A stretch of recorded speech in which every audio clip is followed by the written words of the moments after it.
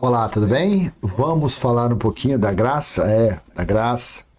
A graça útil nos dias de Paulo, a graça que mostrava aos gentios que eles também tinham Deus, e o Deus que os judeus falavam que era deles, na verdade, esse mistério, através da graça, do favor imerecido de Deus, ele, através do apóstolo Paulo, que foi separado para pregar aos gentios essa doutrina.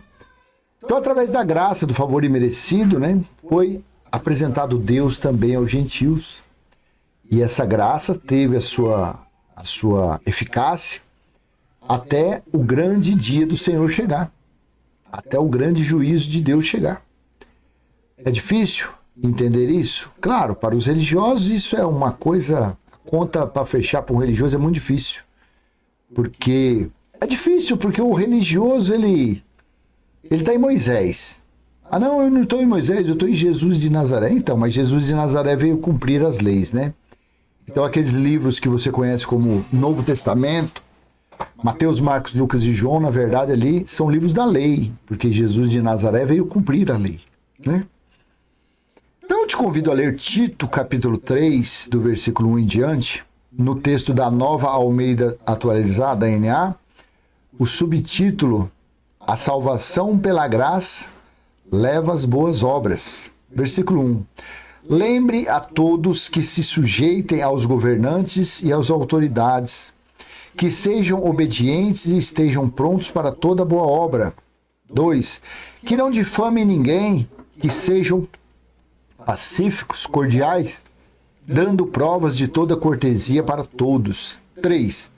Pois nós também, no passado, éramos insensatos, desobedientes, desgarrados, escravos de todo tipo de paixões e prazeres, vivendo em maldade e inveja, sendo odiados e odiando-os uns aos outros. 4. Mas quando se manifestou a bondade de Deus, nosso Salvador, e o seu amor por todos. 5. Ele nos salvou não por obras de justiça, não por obras da lei praticadas por nós, mas segundo a sua misericórdia, segundo a sua graça, segundo o seu favor imerecido, segundo a sua benevolência, certo? Misericórdia, graça, piedade. Ele nos salvou mediante o lavar regenerador e renovador do Espírito Santo. 6. Que ele derramou sobre nós ricamente por meio de Jesus Cristo, nosso Salvador. Porque, afinal de contas, foi falado lá em Joel que nos últimos dias Deus derramaria do Espírito dele, né? E Jesus disse que ele precisava ir porque em lugar dele ficaria o Consolador. Mas nós estamos na época do Consolador, nós estamos no lavar regenerador desse Espírito? Nós estamos no lavar regenerador desse Espírito? Não, porque nós nascemos depois que o Evangelho eterno foi estabelecido. Nós nascemos depois que o reino de Cristo, de Apocalipse 11, versículo 15 a 17, foi estabelecido. Então, claro, o lavar regenerador do Espírito naquela época foi algo soberano, grandioso. Mas nós não podemos nos comparar, não podemos nos equiparar àquela época. Naquela época, Paulo anunciava que o reino de Cristo estava próximo, que o Evangelho, que o reino de Deus estava próximo. Mas nós nascemos depois do ano 70, há quase 2000 anos, quando o Evangelho foi estabelecido. Então tem uma grande e imensurável diferença. Que ele derramou sobre nós ricamente por meio de Jesus Cristo, nosso Salvador. 7. A fim de que justificados, olha aqui, a fim de que justificados por graça, nos tornemos seus herdeiros, segundo a esperança da vida eterna. Olha que versículo, que se a pessoa não tem um pouco de mais conhecimento, um pouquinho mais atualizado, é isso, em cima de um versículo desse, quando você fala, gente, a graça já ficou para trás. Gente, nós não estamos naquela época. Gente, o grande e terrível dia do Senhor, Apocalipse 1:10, já ocorreu. O grande juízo de Deus já ocorreu. Nós devemos viver Apocalipse 21, versículo 3. Eis que o tabernáculo de Deus está com os homens, onde o próprio Deus está. Isso aconteceu lá no final do juízo. Apocalipse 21, lá no final do grande dia do Senhor, no ano 70. 8. Fiel é esta palavra, e quero que você fale ousadamente a respeito dessas coisas, para que os que creem em Deus se empenhem na prática de boas obras. Estas coisas são excelentes e proveitosas para todas as pessoas. Evite discussões tolas, genealogias, controvérsias e debates sobre a lei, porque são inúteis e sem valor. Evite a pessoa que provoca divisões, depois de admoestá-la uma ou duas vezes. 11. Pois você sabe que tal pessoa está pervertida, vive pecando e por si mesma está condenada. Então veja que Paulo disse a Tito, no capítulo 3, do versículo 1 ao 11.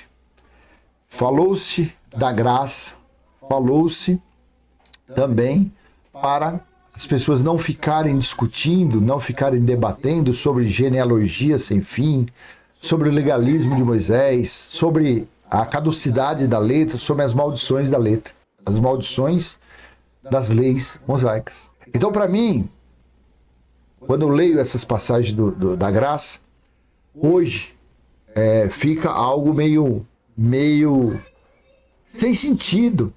Por que fica sem sentido? Porque tudo se cumpriu.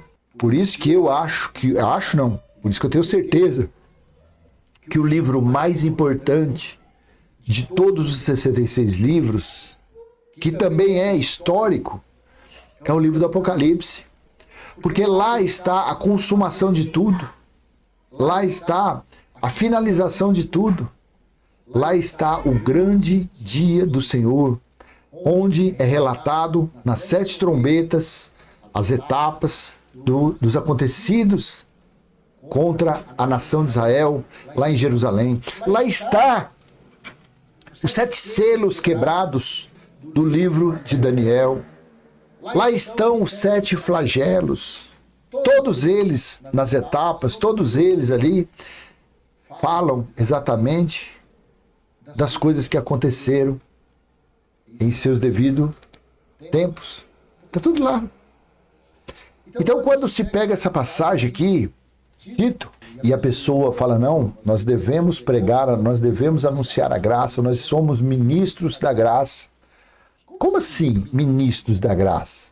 Como assim, pregador da graça? O próprio Deus fala em Jeremias 31, do 33 ao 34, que depois daqueles dias, ninguém precisa mais falar dele para ninguém, porque ele estaria em todos, e assim se cumpriu. Não precisa, nos dias de Paulo já falou que o evangelho já havia sido pregado a toda criatura. Pregar o evangelho para quê? A graça salvadora de Cristo, claro, foi para salvar os Paulos da vida, os que receberam os mandamentos, que receberam as ordenanças de Moisés, a escravidão, que receberam os preceitos para cumprir. Veio Cristo e salvou eles do judaísmo, do farisaísmo.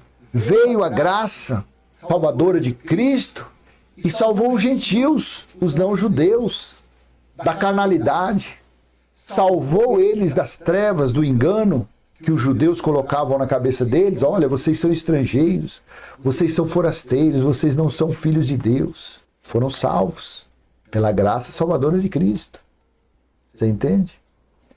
Foram salvos muitos da grande tribulação que chegou lá em Jerusalém no ano 66, das perseguições. Então, quer dizer, a graça salvadora foi maravilhosa. Então, naqueles dias mesmo, Paulo disse a eles, evite discussões tolas, no versículo 9, genealogias, controvérsias e debates sobre a lei, porque são inúteis e sem valor.